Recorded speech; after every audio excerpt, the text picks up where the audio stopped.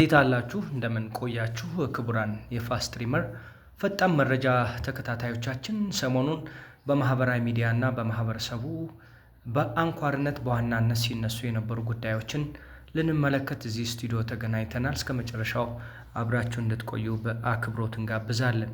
ሰሞኑን የማህበራዊ ሚዲያ መነጋገሪያ የነበረው የቶሚ ፕላስ የ100,000 ብር ቅጣት ጉዳይ አሁን ሌላ መልክ ይዞ መምጣቱን እየተመለከተን ነው የሚገኘው።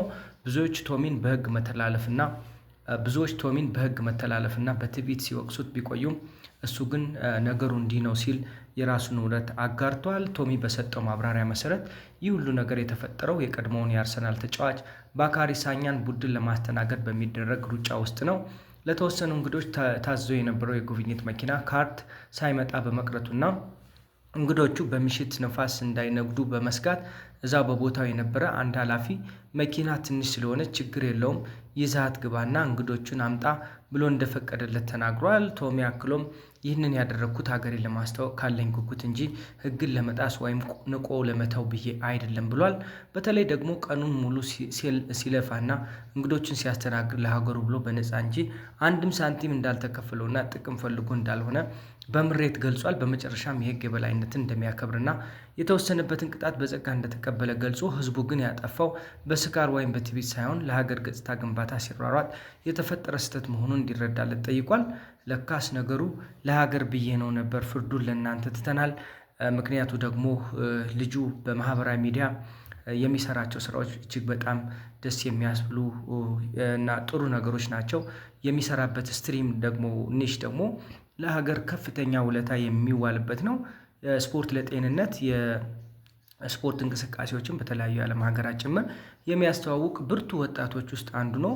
ባለ ስብዕና ወጣትም እንደሆነ ለመመልከት ችለናል። የቶሚ ጉዳይ ይህን የሚመለከት ነው ማለት ነው።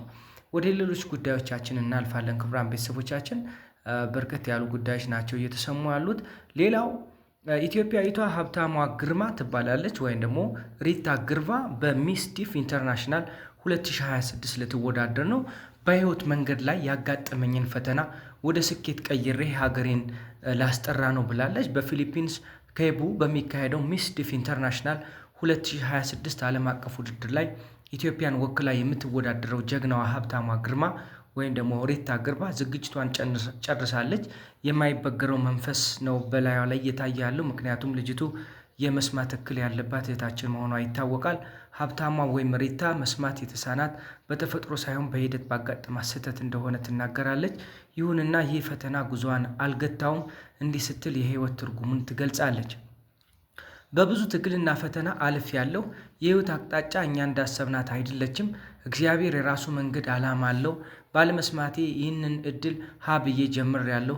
ለእኔ ውበት ማለት ድምፅ የሌለው ግን የማይበገረው ያልሸነፍ ባይነት ጉዞዬ ነው ስትል ነው የገለጸችው። ከፌብሩዋሪ 2 እስከ 9 እንደ አውሮፓውያን አቆጣጠር በሚካሄደው በዚህ ውድድር የኢትዮጵያን ሰንደቅ ዓላማ ከፍ አድርጋ እንድታውለበልፍ መልካም እድል እንዲሆንላት ነው እኛ የምንጸልየው። በዚሁ ወደ ሌላ መረጃ እናልፋለን ማለት ነው።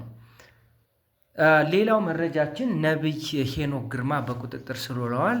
በአገልግሎታቸው የሚታወቁት ነቢይ ሄኖክ ግርማ በቀደም ወደ አሜሪካ ለአገልግሎት መውጣታቸው እና የተወሰኑ ወራት በአሜሪካ መቆየታቸው ይታወቃል። ይህንም እኛ በሚዲያ በኩል ገልጸን ነበር።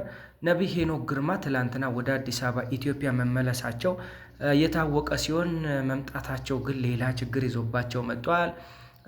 ሲጠረጠሩበት በነበረ የህዝብ ቅሬታ ሲነሳባቸው በነበረ አንድ ጉዳይ ወደ እስር ቤት ተወስደዋል ማለት ነው። እንግዲህ ተጠርጣሪ ሆነው ወደ እስር ቤት ተወስደዋል። የነበራቸው የህዝብ ቅሬታ ደግሞ ጠንቋይ ብለው የጠንቋይ አካባቢ ነው ብለው የፈረጁት አንድ የኢትዮጵያ ውስጥ የሚገኝ ማህበረሰብ አለ። በዛ ምክንያት ሳይሆን እንዳልቀረ ብዙዎች እየገመቱ ነው የሚገኘው። እንግዲህ በብዙ ተከታዮቻቸውና የአገልግሎት ስራቸው የሚታወቁት ነቢይ ሄኖክ ግርማ ትላንትና በአዲስ አበባ ከኢትዮጵያ ሲመለሱ ቁጥጥር ስር ላይ ሆነው በሕግ ጥላ ስር እንደሚገኙ ለማወቅ ችለናል ማለት ነው።